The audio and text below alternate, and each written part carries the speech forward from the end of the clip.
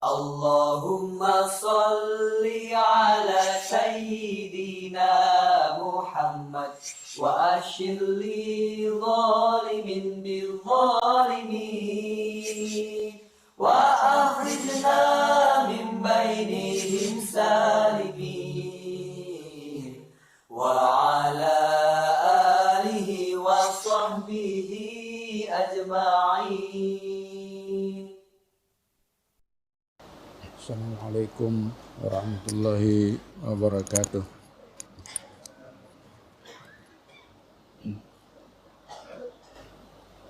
Bismillahirrahmanirrahim.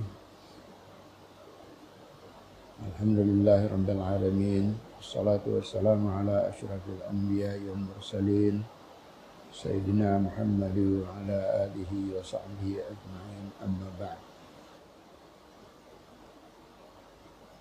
Mula-mula marilah kita sama-sama merafakkan syukur kehadirat Allah Subhanahu wa taala kerana kita masih berada dalam bulan Rabiul Awal,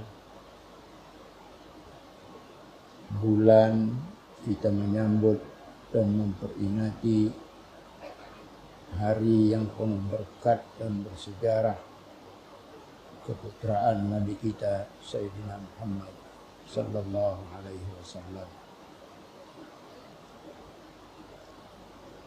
Pada hari keputraan baginda sallallahu alaihi wasallam, tidak syak lagi rahmat Allah Ta'ala adalah turun kepada seluruh alam.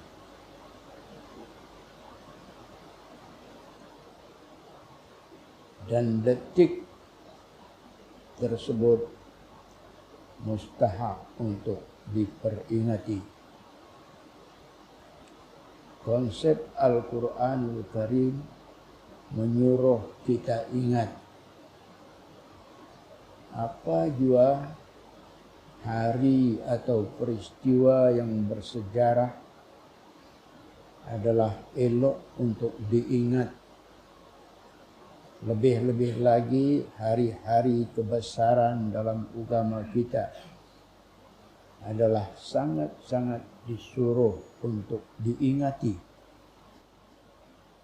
Hari-hari begini dinamakan oleh Al-Quran sebagai Ayyamullahi. Nanti di belakang akan saya sebut. Ayyamullahi artinya dalam bahasa kita hari-hari Allah. Tetapi setengah manusia pada hari ini mereka tidak memperdulikan ini. Malah ada yang menyuruh pula supaya hari-hari itu tidak payah diingati, dengan alasan mereka perbuatan memperingati hari-hari ini tidak ada dalam agama, tidak pernah dibuat oleh nabinya. Jadi semua yang tidak pernah dibuat oleh nabi itu bid'ah. Dan semua bid'ah membawa ke neraka. Begitu alasan-alasan yang mudah saja dilontarkan oleh orang tanpa analisis. Saya dalam kesempatan ini ingin mengingatkan supaya kita jangan cepat-cepat terpedaya. Jangan cepat-cepat terpengaruh apabila kita terjumpa atau mendengar pendapat-pendapat seperti ini. Jangan kita lekas-lekas pakai, walau dari siapapun datangnya pendapat itu. Sekarang dunia kita memang sedang dibanjiri oleh pelbagai aliran dan pelbagai pendapat-pendapat baru. Macam-macam ada yang boleh kita baca, boleh kita dengar dari dunia media. Sumber juga adalah pelbagai, dari orang biasa, dari penulis, dari penceramah, dari ahli akademik, dan termasuk juga mereka yang dianggap ulama. Semua itu bercakap, semua itu menulis, mengeluarkan pendapat dan teori masing-masing. Dan di antara pendapat dan teori itu termasuklah yang menolak dan mengecam perayaan-perayaan hari kebesaran Islam seperti Maulidur Rasul sallallahu alaihi wasallam dan awal tahun Hijrah, dengan alasan ini semua adalah bid'ah, tidak pernah dibuat oleh Nabi dan para sahabat, tidak ada pada zaman mereka itu. Alasan macam ini sebenarnya dari dulu lagi sampailah sekarang adalah lumrah digunakan oleh golongan yang menamakan diri mereka pendukung hadis. Mereka konon-kononnya menolak apa saja yang tidak ada dalam hadis, yang tidak pernah dibuat oleh Nabi dalam hidup baginda itu. Semua itu adalah bid'ah, dan bid'ah menghumpankan orang ke neraka. Sebenarnya kita pun tahu juga hukum bid'ah. Bukan mereka saja yang bercakap pasal bid'ah. Ulama-ulama mu'tabar juga bercakap pasal bid'ah.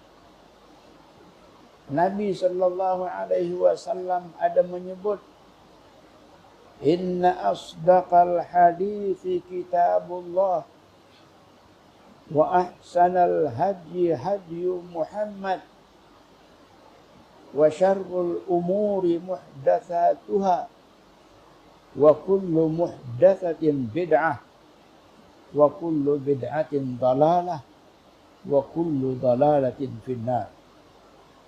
Artinya lebih kurang, sesungguhnya sebenar-benar ucapan ialah firman, yakni kitab Allah, dan sebaik-baik petunjuk ialah petunjuk Nabi Muhammad.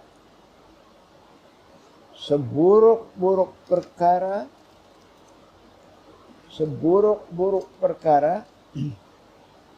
ialah perkara yang diada-adakan di luar syariat. Dan setiap yang diada-adakan di luar syariat itu namanya bid'ah, perkara baru. Bid'ah artinya perkara baru. Dan setiap bid'ah pula adalah sesat. Dan sesat itu berakhir di neraka. Ini memang ada dalam hadis Nabi menyebut pasal bid'ah.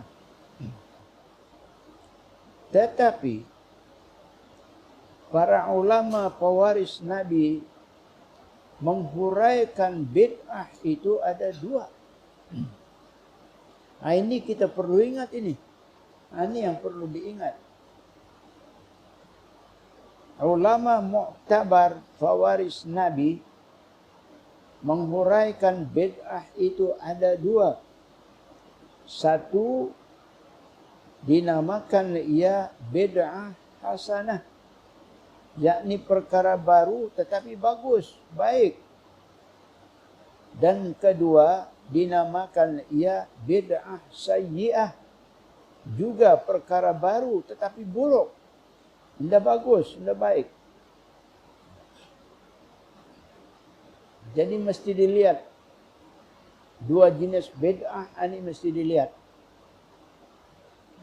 Mana satu bid'ah yang baik dan mana satu bid'ah yang tidak baik. Bid'ah yang baik kalau dibuat apa ya? Dan bid'ah yang tidak baik kalau dibuat apa? Macamnya itu. Nah, di sini kita mesti melihat. Adapun bid'ah hasanah, bid'ah yang baik itu macam-macam ada. Bukan satu dua, tetapi banyak.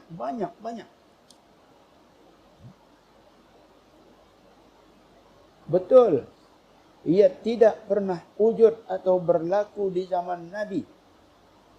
Tetapi ia adalah satu benda baik yang mendatangkan manfaat kepada manusia. Umpamanya, mari kita lihat. Perbuatan kita membina jambatan. Sekarang Brunei Darussalam sedang mengungkayahkan projek membina jambatan. Jambatan panjang merantasi perairan Brunei dari daerah Brunei Muara ke daerah Temburung pada kepanjangan sekitar 30 km. Di zaman Nabi kita tidak ada ini. Tidak pernah berlaku orang membina jambatan seperti ini, tidak ada.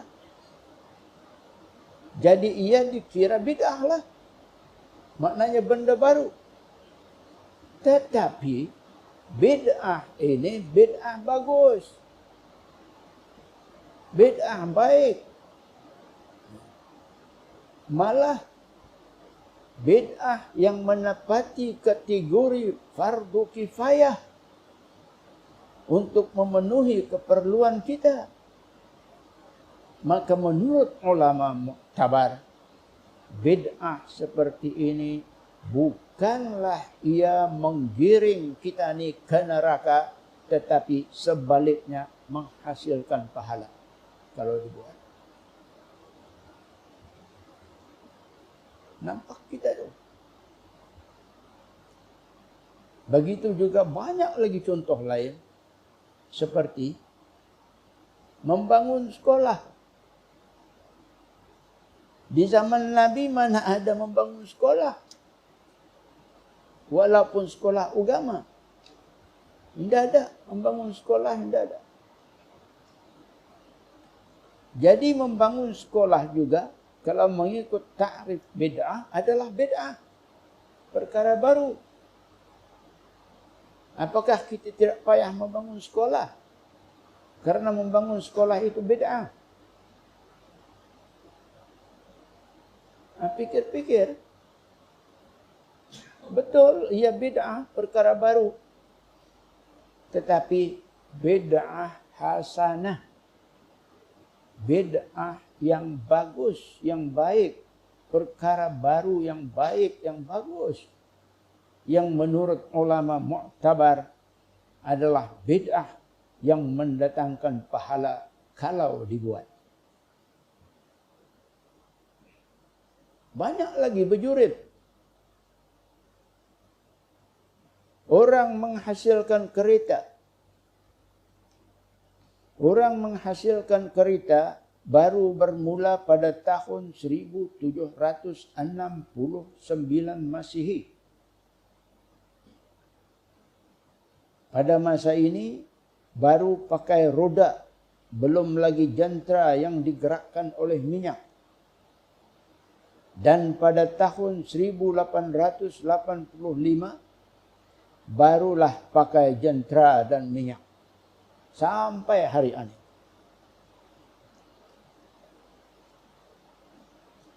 Di zaman Nabi tidak ada kereta, cuma unta. Unta saja. kuda dan keldai sebagai kendaraan. Jadi kereta itu yang kita pakai sekarang ini ternyata ia adalah benda baru. Dan perbuatan naik dan memandu kereta tidak syak lagi adalah satu perbuatan bid'ah. Karena Nabi tidak pernah naik dan memandu kereta. Bukankah begitu? Jadi kalau semua benda dilarang, bid'ah dilarang, tentu kereta pun dilarang juga. Tetapi peliknya, yang kita cukup tahu, orang yang melarang segala bentuk bid'ah, dia sendiri juga naik dan memandu kereta. Mengapa dia tidak naik unta saja, macam Nabi naik?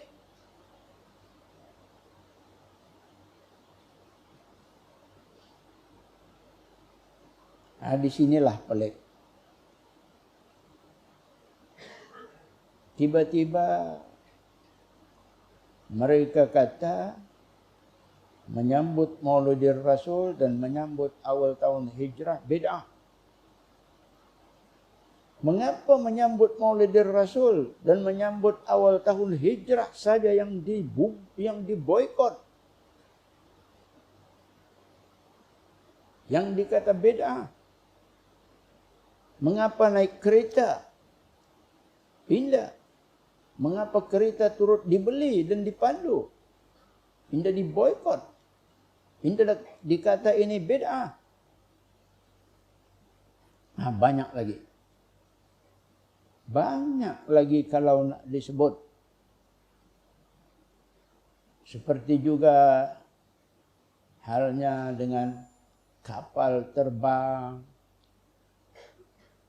Kapal terbang baru dihasilkan pada tahun 1903.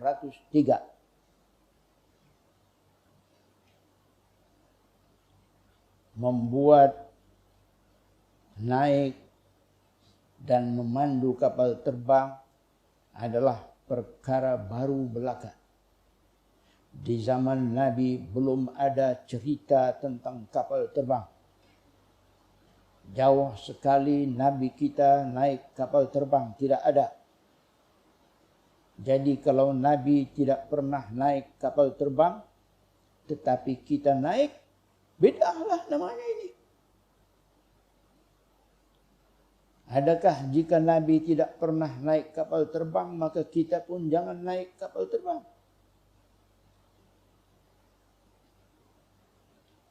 Dan orang yang menegah semua bentuk bid'ah pun mereka itu juga turut naik kapal terbang. Ada yang duduk di kelas pertama lagi.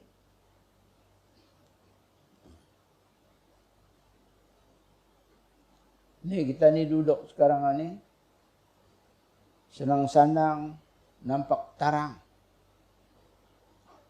Cuba indah ada api, indah ada listrik. Apa kita ni boleh buat? Semua orang kelam kabut. Jadi electricity ini juga adalah perkara baru. Ia dibuat, ia ditemui orang baru sekitar abad ke-18.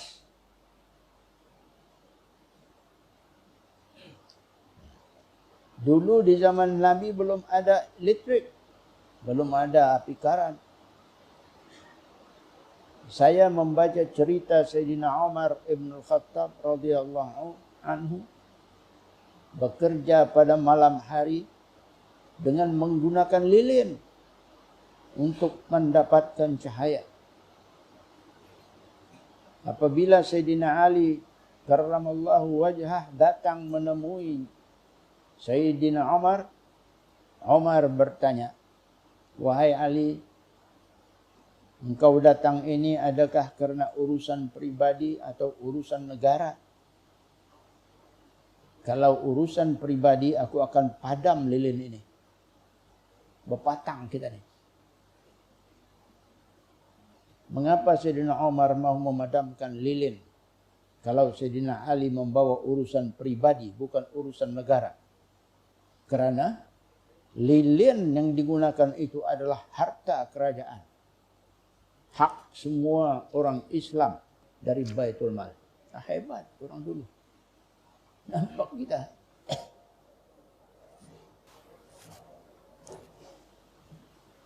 Jadi dari kisah ini menunjukkan pada masa itu belum ada lagi karan.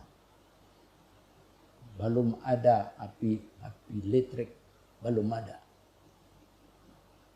Hanya menggunakan lilin sahaja. Jadi api listrik pada hari ini adalah juga perkara baru dan kita yang menggunakannya adalah satu bid'ah. Adakah kita yang menggunakan bid'ah ini dilarang juga? Tak payah pakai listrik, pakai lilin saja.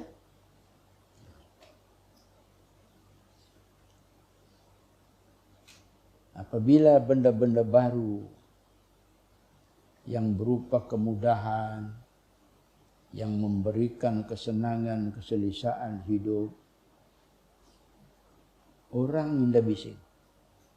Mana yang bunyi-bunyi? Semua turut terima pakai. Semua turut beli kereta, pakai kereta, naik kapal terbang, naik kereta api. Dan semua pakai api listrik, bukan lilin. Tidak mahu pun mereka itu menyebut ini bid'ah. Tetapi apabila fasal tahlil, apabila fasal sebut maulidin Nabi,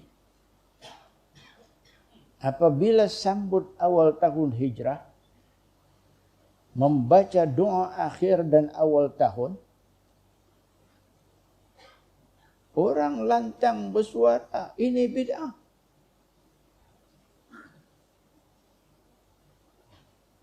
Lantang bersuara, bid'ah. Dianjurkan kepada orang jangan tak buat.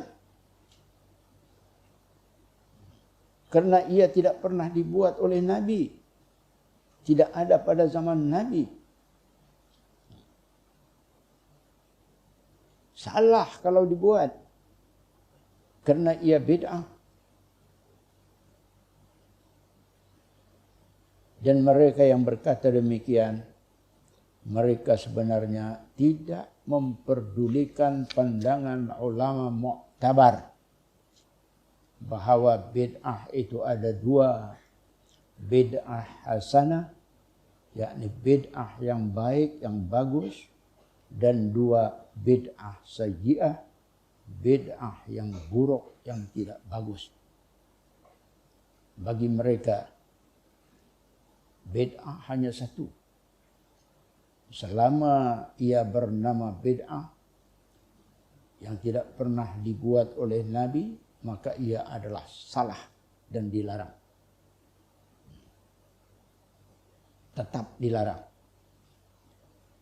Tetapi herannya mereka juga turut menikmati bid'ah.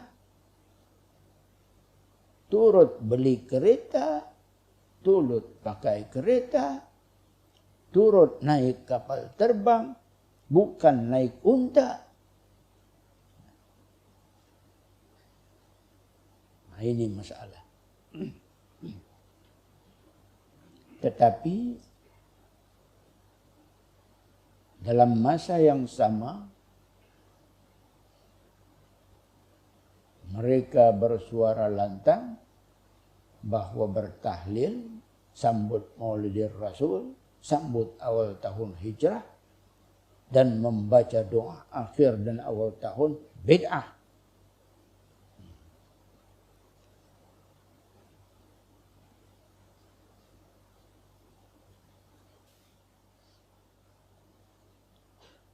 Dalam hubungan ini, elok barangkali kita bertanya-tanya kepada mereka itu,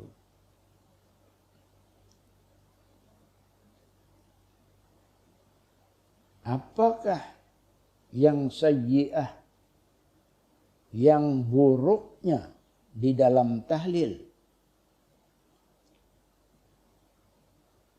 Apakah yang buruknya di dalam tahlil?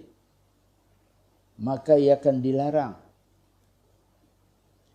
Dalam tahlil ada ayat Quran. Kita baca ayat Quran. Dalam tahlil kita ada bertasbih. Dalam tahlil kita ada berselawat dan berdoa. Apa ini tidak baikkah? Apa membaca ayat Al-Quran itu salahkah? Membaca tasbih, membaca selawat, dan membaca doa itu salahkah? Apa sia-siakah orang membaca ayat Al-Quran? Orang bertasbih, orang berselawat dan berdoa. Kalau tidak sia-sia, mengapa ia mesti dilarang? Dan begitu juga dengan menyambut awal tahun hijrah. Dengan acara-acara keagamaan. Seperti membaca doa akhir dan awal tahun. Ceramah-ceramah agama. Apa yang tidak bagusnya di sini? Doa tidak baguskah? Ceramah-ceramah agama tidak baguskah?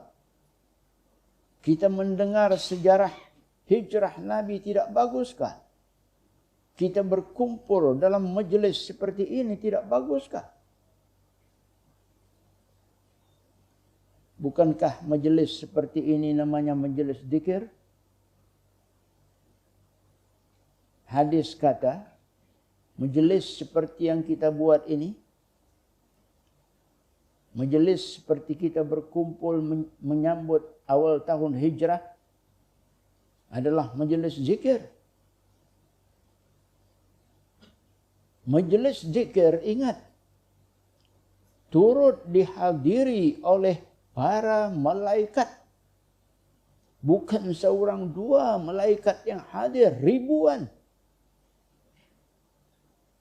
Apakah majelis yang mampu menghadirkan para malaikat itu tidak bagus? Demikian juga menyambut Maulidir Rasul. Setidak-tidaknya kita akan teringat untuk berselawat.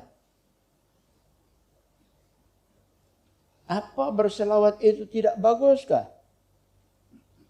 Cuba kita camkan perkhabaran Nabi sallallahu alaihi wasallam ini tentang salawat. Bersabda Sayyidina Muhammad sallallahu alaihi wasallam, "Man shalla alayya sallat alaihi al-malaikah wa man sallat alaihi al-malaikatu sallallahu alaihi wa man sallallahu alaihi lam yabqa syai'un fis samawati as-sab'i wal ardina as-sab'i wal bihari as-sab'i wal ashjari wal nabati wat tuyuri was sibai wal an'am illa shalla alaihi." Artinya lebih kurang, barang siapa yang berselawat ke atasku, ya Nabi, nescaya berselawat pula ke atasnya para malaikat. Dan barang siapa yang berselawat ke atasnya para malaikat, nescaya berselawat Allah Ta'ala ke atasnya. Dan barang siapa yang Allah berselawat ke atasnya, tidak tinggal sesuatu pada 7 petala langit dan 7 lapisan bumi, dan 7 lautan dan pohon-pohon serta tanaman, burung-burung, binatang-binatang buas dan binatang-binatang ternakan, melainkan semuanya itu adalah berselawat ke atasnya, yakni mendoakannya. Artinya kita berselawat ke atas Nabi. Siapa yang berselawat ke atas Nabi, malaikat berselawat ke atasnya. Artinya mendoakannya. Siapa yang malaikat berselawat ke atasnya, kita yang berselawat, malaikat berselawat ke atas kita, Allah berselawat ke atasnya. Apabila Allah berselawat ke atas kita, ke atas seseorang, maka tidak tinggal apa yang ada di langit, apa yang ada di bumi, apa yang ada dalam lautan, dan juga semua pohon-pohon, semua tanaman, semua binatang, semua burung, semua binatang buas, semua binatang ternakan, melainkan semua sekali mereka itu berselawat ke atas kita. Apa artinya? Mendoakan kita. Tidak hebat macam mana ini? Kalau kita betul-betul menghayati ini dan yakin betul-betul percaya kepada hadis ini, kita ini tidak ada bekerja lain. Berselawat saja. Siapa yang tidak mau malaikat mendoakan?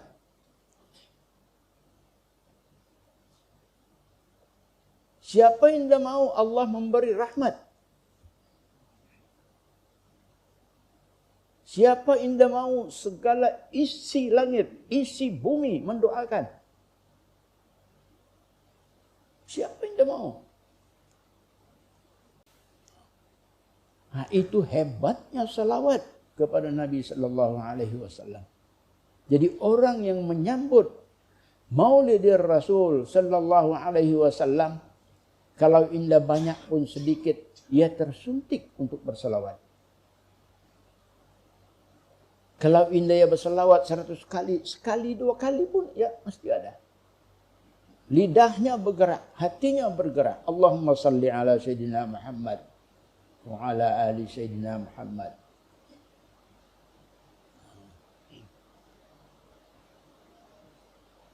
Masa itu rahmat turun, rahmat turun. Jadi masa kita menyambut Maulidir Rasul sallallahu alaihi wasallam, tidak syak lagi, rahmat adalah turun kepada kita. Rahmat adalah turun kepada negara.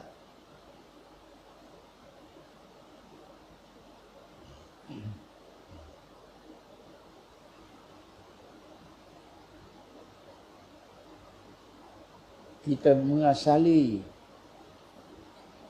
orang masih tidak memahami keutamaan selawat. Mengapa orang lupa ini? Sekali kita berselawat ke atas Nabi, malaikat pun berselawat ke atas kita, mendoakan kita.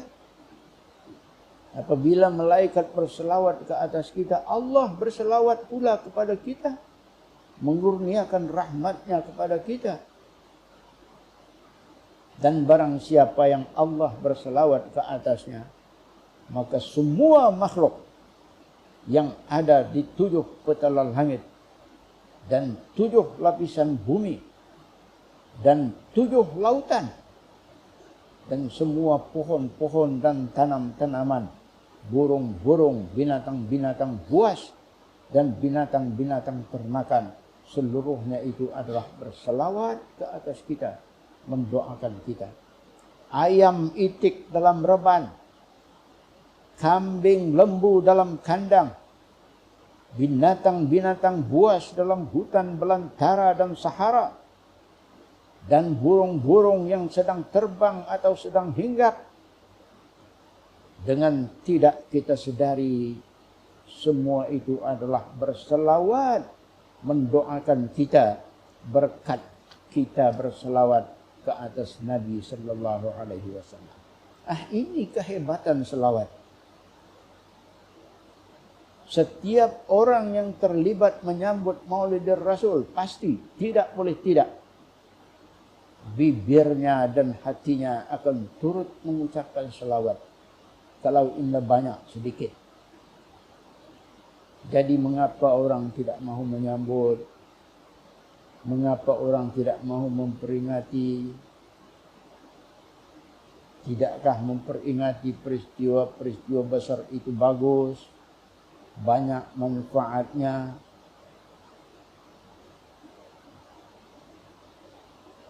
Perkara ini bukan saja menurut ilmu manusia ia bagus, tetapi tahukah kita dalam ilmu Allah Ta'ala juga kita sudah lama diperingatkan supaya terus memperingati peristiwa-peristiwa penting yang terjadi di kalangan manusia, khasnya di kalangan kaum-kaum terdahulu.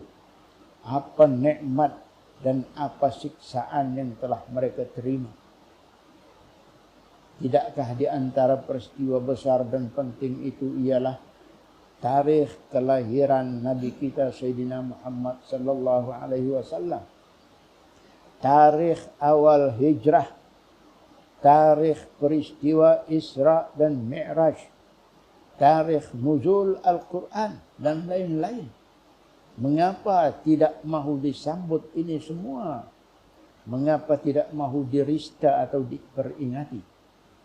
Tahukah kita peristiwa besar seperti ini telah diberi julukan oleh Allah sendiri sebagai Ayyamullahi, hari-hari Allah. Allah menamakan ini semua sebagai hari-harinya. Ayyamullahi artinya hari-hari Allah. Dan hari-hari ini disuruhnya peringati. Allah tidak menyuruh melupakannya atau menyuruh supaya tak payah peduli. Tidak. Tetapi Allah menyuruh supaya diperingati. Firman-Nya dalam surah Ibrahim ayat 5. Wa dzakirhum bi ayyamillah. Tafsirnya, dan peringatkanlah mereka dengan hari-hari Allah.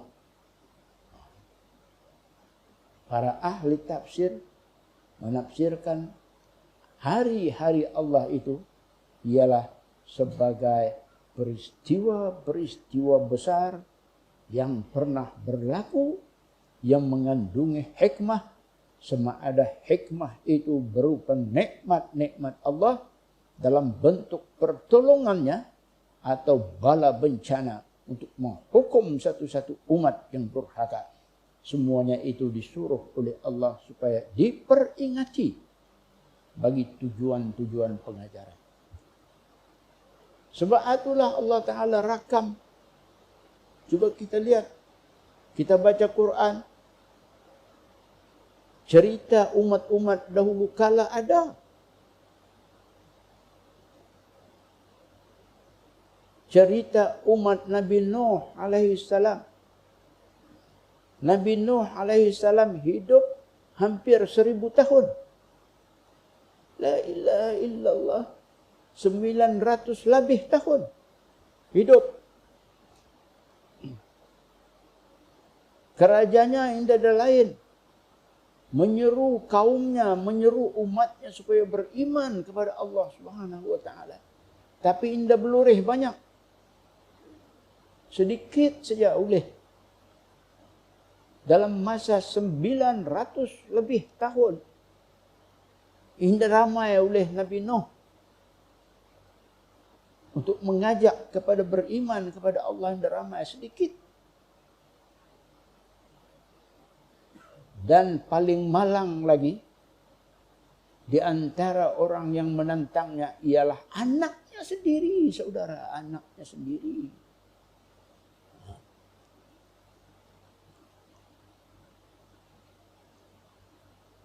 Nah, ini semua perlu dibaca, perlu diperingati. Kejadian Nabi Nuh alaihissalam dengan anaknya, satu peristiwa besar. Ada dialog dalam Quran.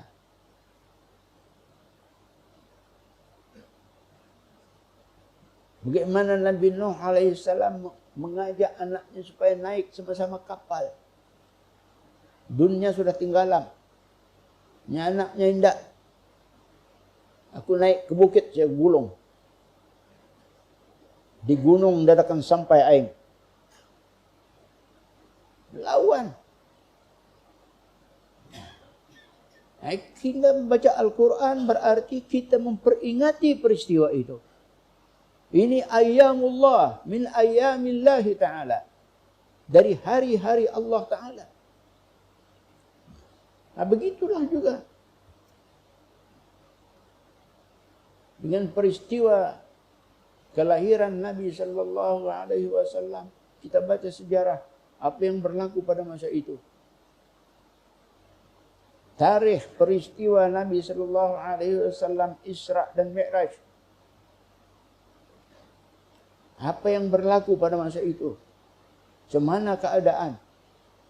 Ini perlu diperingati. Ya Allah Ta'ala wa dzakirhum bi ayyamillah. Ingati. Supaya kita mengambil iktibar.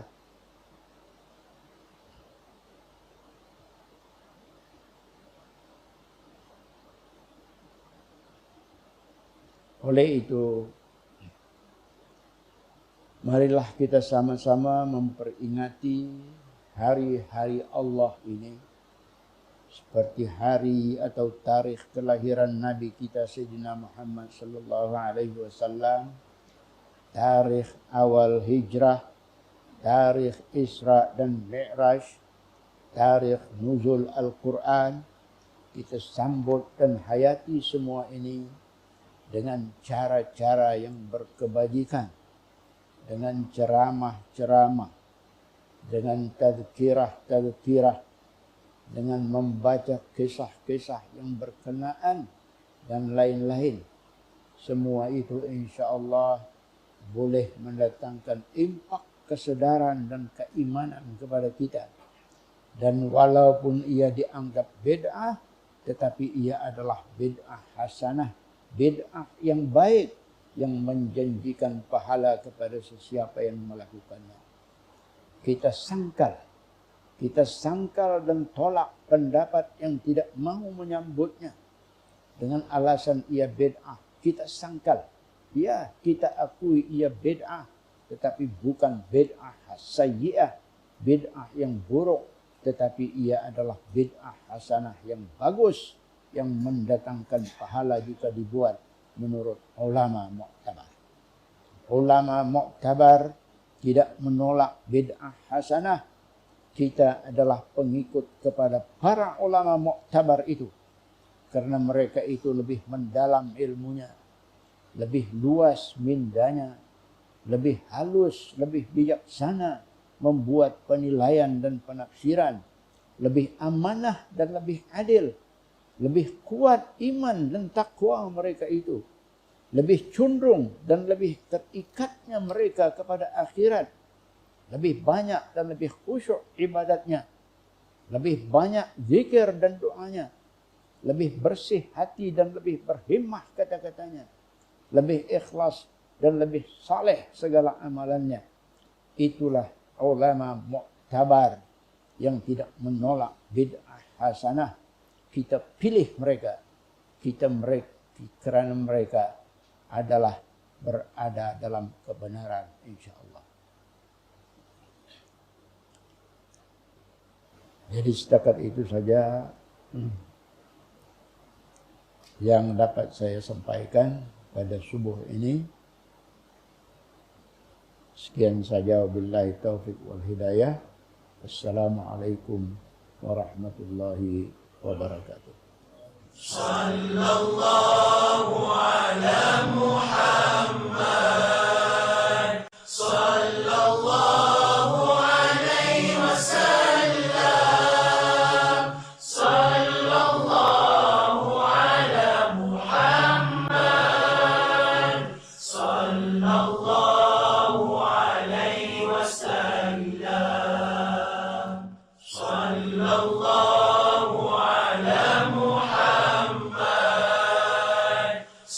الله